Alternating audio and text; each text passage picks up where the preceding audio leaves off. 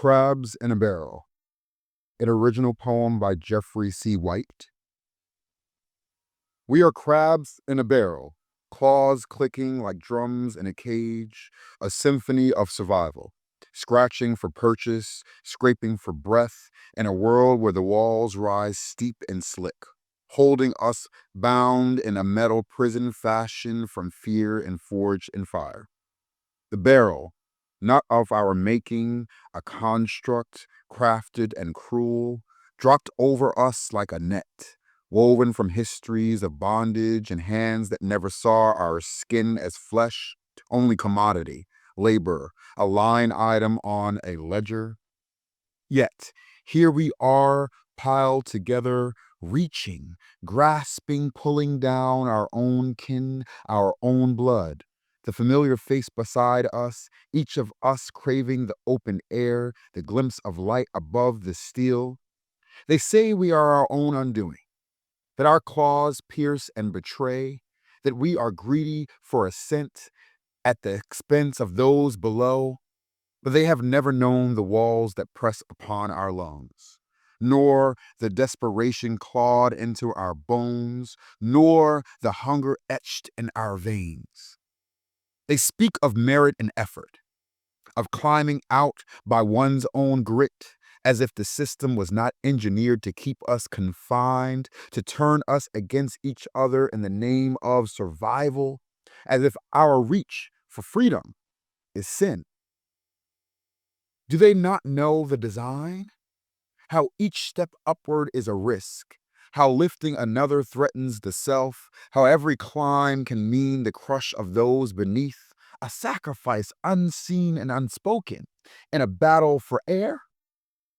They see only the frenzy, the scrambling chaos within the barrel, but they do not feel the heat, the weight of generations on our backs, the silent command to endure or be erased.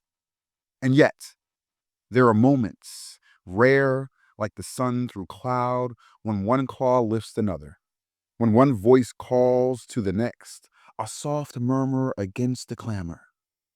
We are more than this barrel, more than the myth of our own hands pulling each other down. If we could but turn, face each other in this darkness, share the burden of ascent, defy the hunger that drives us apart, perhaps then we could rise as one, defy the metal and stone and tear down the barrel from the inside out. But until then, we scratch and we scramble, not out of hatred or spite, but in a fight to breathe, to see the sun.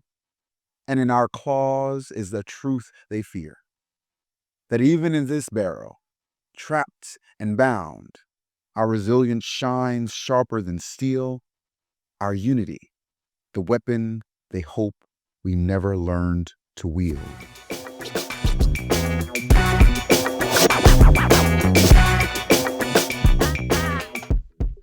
What's up, what's up, what's up, what's up? It is your boy, it is your cousin, it is your best friend here, Jeff, your co-host, back at it again with another episode of The Visionaries Vault, a Black intellectual podcast. Thank you all for coming back for another episode. So, once again, The Visionaries Vault, this is this place and space where we unearth the archives, disrupt the sanitized versions of history, and push forward toward a more liberated future.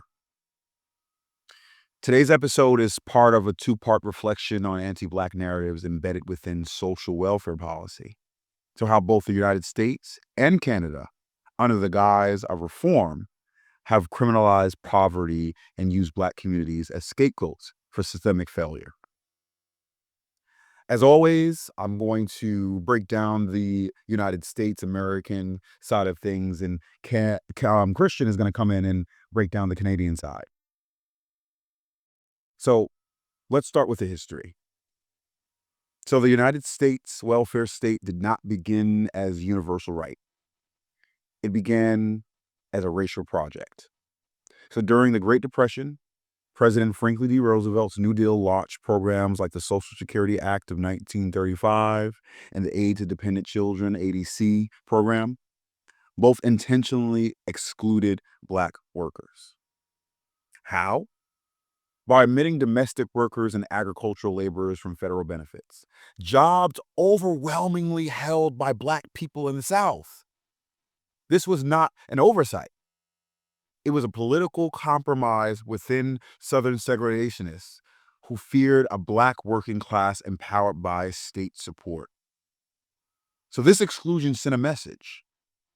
Welfare was for white dignity, not Black survival. And as W.E.B. Du Bois once said, the cost of liberty is less than the price of repression.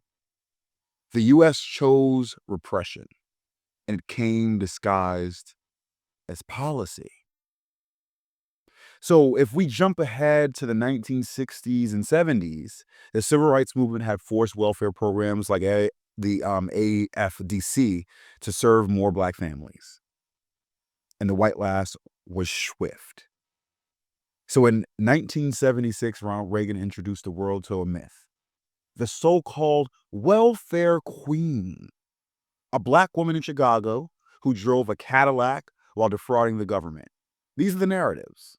So the facts about all of that were either exaggerated or fabricated, but the damage was done. This was the moral panic the right needed to gut the welfare state, and it worked. In 1981, Reagan signed the Omnibus Budget Reconciliation Act, slashing federal education funding and food stamps.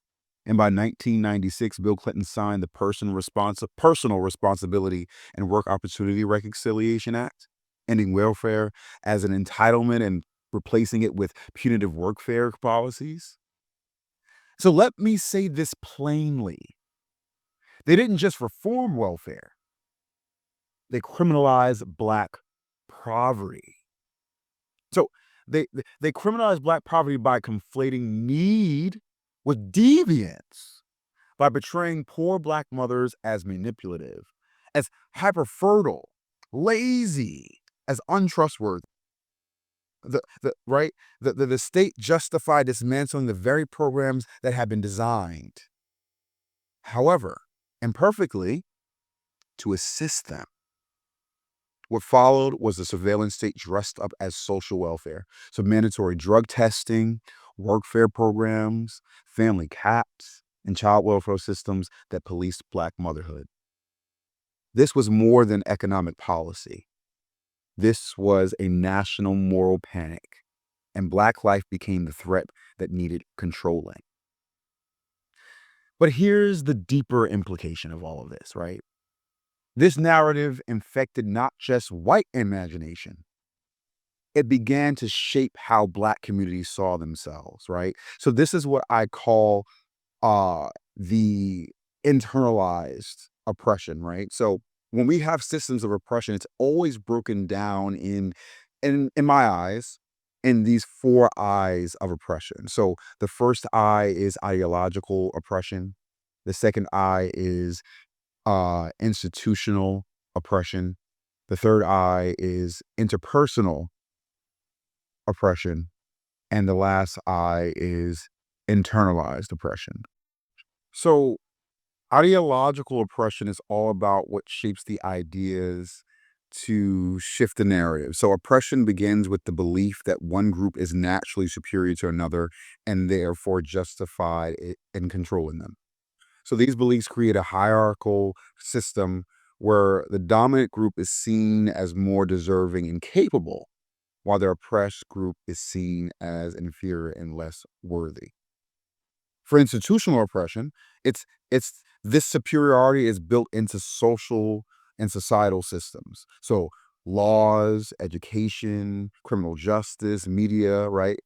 All of these things create inequitable outcomes even when discrimination isn't overt.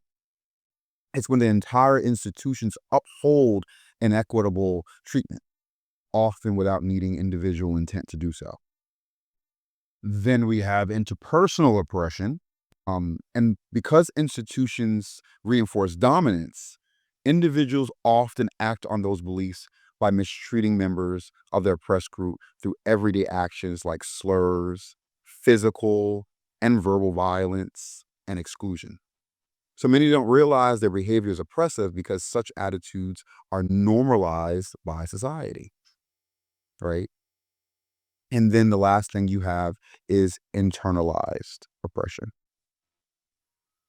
So, when we talk about internalized oppression, people from oppressed groups may begin to believe that negative stereotypes and treatment they are experiencing directed harmful feelings inward or toward others in their own community. So, this internalization reinforces the system's power, right? Making it hard for people to unite, feel pride, and resist collectively unless those internalized beliefs are actively unlearned. So Black folks started to internalize these ideas and this aspect of oppression within us. And that's how the divide occurred, right? So Black families were told that through media, through policy, even through churches, that needing help was shameful, that receiving assistance made you weak, that the state was saving you, even as it surveilled and punished you. So this is what one of my favorite scholars, Michelle Alexander, would later describe in The New Jim Crow as the criminalization of social conditions, where poverty becomes indistinguishable from criminality, especially when it's Black. And it established something dangerous, right? That Black struggle must be individual, not collective. That we should aspire to leave behind the poor rather than demand justice for them. And that suffering is to be overcome quietly, not challenged systemically. So when I say that they criminalized Black poverty, I mean they rewrote the public imagination. They made Black mothers symbols of failure. They made poverty a moral flaw, and they turned welfare from a social good into a stigma, a site of punishment, shame, and control. That's not policy failure. That's policy functioning exactly as white supremacy intends. In education, the same story. So in 1983, the report A Nation at Risk declared America's schools were failing, without mentioning segregation, underfunding, or poverty. Instead, it blamed teachers and students. This led to the standardized testing, regime and school vouchers and charter schools. The early scaffolding for privatization machine that we talked about in the other episode, I think it was episode 7, in more detail. But beneath it all was a deeper narrative. The Black children needed saving from their families and their neighborhoods. That Black schools were inherently broken, and that the answer was not investment, but in replacement. And as James Baldwin wrote in his 1963 letter to teachers, the purpose of education is to create in a person the ability to look at the world for himself, to make his own decisions. But no society is really anxious to have that kind of person around. So Baldwin wasn't talking about education as curriculum. He was talking about education as power.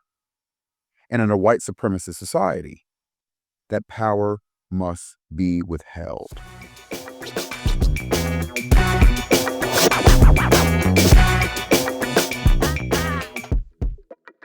Good morning, good evening, good afternoon. It's your boy Christian Banza coming from Canada. And thank you for joining us on another episode of our podcast. It's been refreshing to be able to have these conversations out in the open. The reception that we've received from everyone, it's only empowered us and encouraged us to keep going. And I just want to pick up where my brother Jeff left off, and that was about education. They say knowledge is power, but for us, for Black children, the Black teacher, the Black soul trying to breathe in a world that too often forgets our humanity, education is more than power. It's survival, it's resistance, it's freedom.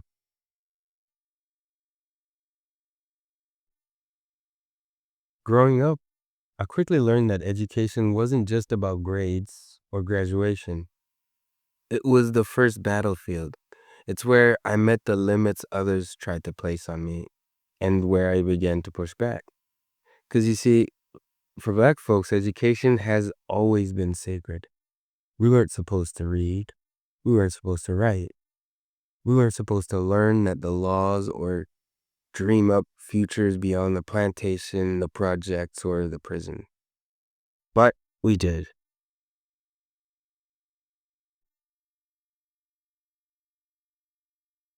So with that being said, education is not neutral. It either liberates or it limits. And when done right, when rooted in truth, in justice, in love, it can become a radical act of self-determination. You can reclaim your story, your voice, your right to thrive. But before we get into that, we have to look at the historical lens of what anti-Black narratives were created in society and what that looked like in Canada. Now, when we think of Canadian social policy, we often hear words like inclusive, universal, multicultural. But what if I told you that some of those systems we rely on, education, healthcare, housing, were shaped by policies that were never meant for people who look like me? That's part of Canadian history. We don't talk about it enough. But you don't have to look too far. In 1911, the Canadian government proposed an outright ban on Black immigration. Official records claim that Black people were unsuitable to the climate and requirements of Canada. Imagine that. Your skin, your existence, written off as incompatible with the nation's identity. Not because of who you are or what you've done, but simply because of how you look. And here's part that cuts even deeper. Around that same time, dozens of Black families were arriving in Canada from Oklahoma. They were fleeing the horrors of Jim Crow, the lynchings, the racial terror, the state-sanctioned violence. They came here with hope and with grit. They believed in the promise of freedom on Canadian soil. And they settled in places like Amber Valley, Alberta. They built homes, churches, schools, communities from nothing. But instead of a welcome, they were met with resistance. White settlers sent petitions out to the government demanding these Black families be stopped, turned away, or deported. I want to focus specifically on education. In education, we saw segregation legalized in provinces like Ontario and Nova Scotia, where Black children were sent to separate, underfunded schools. Not because of overcrowding, but again, because of the color of their skin. These kids were denied the opportunity before they could even dream it. And when it comes to housing, we saw communities like Africville in Halifax, a once thriving Black neighborhood, denied basic city services like clean water and sanitation for decades. And in the 60s, the city bulldozed the entire community in the name of urban renewal, scattering families and basically erasing generations of history. And these aren't just isolated events. They were policy decisions, systemic acts of exclusion, and they laid the foundations for the very institutions we're told are equal today. So when we talk about Canadian social policy, about what's fair, what's just, what's for everyone, we have to be honest about the cracks in the foundation. Well, who was never meant to fit in. But naming the truth is how we begin to heal. It's how we move forward with eyes open, voices raised, and a commitment to justice that includes all of us. So now that we've grounded ourselves in the historical blueprint, let's talk about the present. Because the anti-Black logics of the past are not gone. They've just been repackaged. So in 2024, 2025, currently, We witnessed the United States Congress cut billions from the Supplemental Nutrition Assistance Program, known as SNAP, impacting over 10 million Americans. So simultaneously, public housing waitlists have ballooned while federal funding has shrunk. These aren't neutral policy decisions. They are deeply racialized. So Black families are more likely to need these supports because of generations of disinvestment. But instead of repairing the harm, the state disciplines them for needing help. So even school meal programs are under attack and threat. In states like Texas and Florida, universal free lunch proposals have been blocked, justified by rhetoric that suggests personal responsibility should start with, a child's lunchbox. Really? So welfare isn't just being taken away, it's being weaponized. Today, many states require biometric scans, home inspections, and work reporting systems just to receive benefits. Some even use AI algorithms to predict fraud, disproportionately flagging Black families, may I add. This is not assistance, it's an extension of surveillance. It tells poor people, especially Black women, that they are suspects by default. And in education, once again, we've seen the growth of charter schools that push out disabled students, students with learning disabilities and physical disabilities with IEPs. They underpay teachers and siphon resources from neighborhood schools. Black students are over-policed, over-tested, and underserved. And when they struggle, the system doesn't intervene with support. It labels, it suspends, it discards. So how does this continue? Because these narratives have been naturalized. That poverty is a personal failure, that Blackness is a risk factor,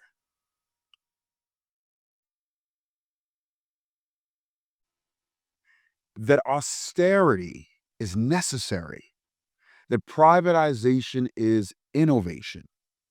But history teaches us otherwise. And as Ashada Shakur reminds us, nobody in the world, nobody in history has ever gotten their freedom from appealing to the moral sense of the people who are oppressing them. So, we resist by telling the truth.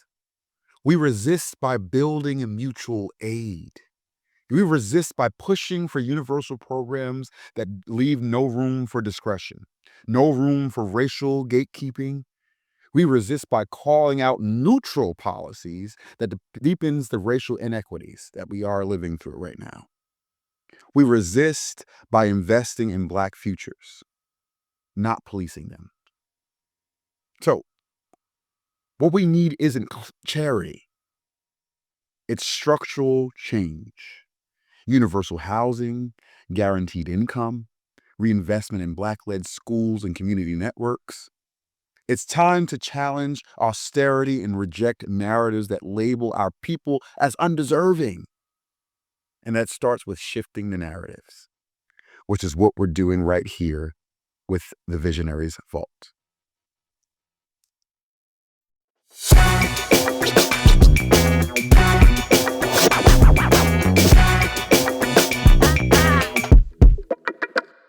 We looked at the past, and for me, this isn't just history. It's not abstract. I see the legacy of these systems every day in my classrooms, in my community, in the faces of the students I teach. As a Black educator, I walk into schools where my presence still feels like a disruption, not because I'm unwelcome, but because so few of us are here. And when we talk about underrepresentation of Black stories in curriculum, I don't need to look at stats. I see it in the confusion when I mention Viola Desmond or the fact that people don't know that Viola Desmond wasn't just a Black woman who sat in the wrong section of the movie theater. She was a businesswoman, a trailblazer, and a revolutionary. In 1946, almost a decade before Rosa Parks, she was arrested for refusing to leave whites-only section of the Roseland Theater in Nova Scotia. She wasn't just breaking the law.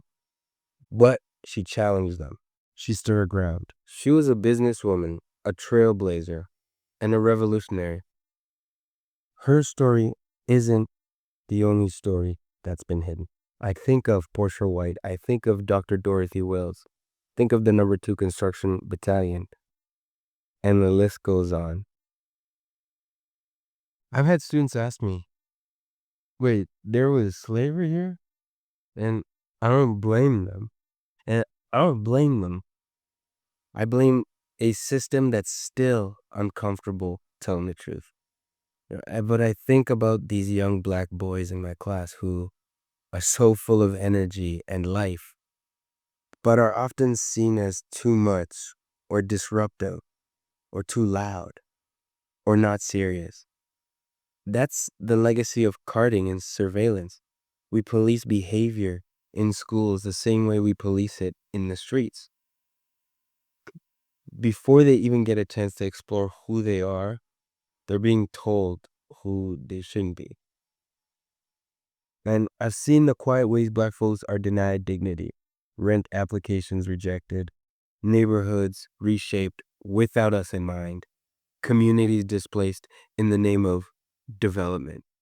These things, education, policing, housing, healthcare, they aren't separate issues, they're connected. They're systemic.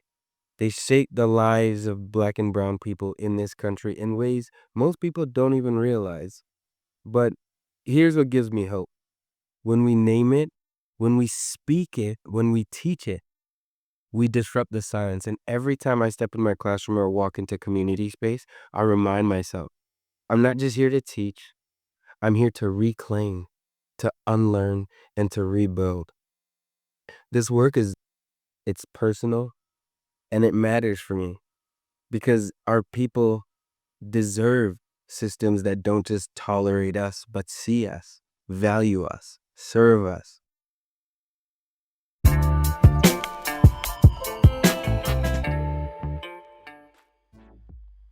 Thank you all for joining us for this 2-part episode of the Visionaries Vault.